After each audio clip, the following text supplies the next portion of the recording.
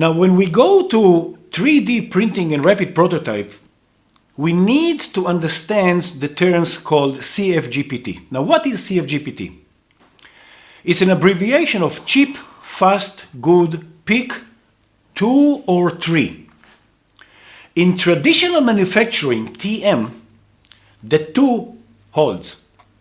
Because if one needs an object to be cheap and fast, it's unlikely to be good.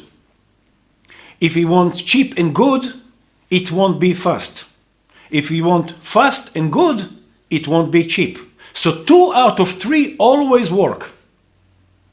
The idea is to get cheap, fast and good at the same time. That's rapid prototyping, this RP. The 3 out of 3.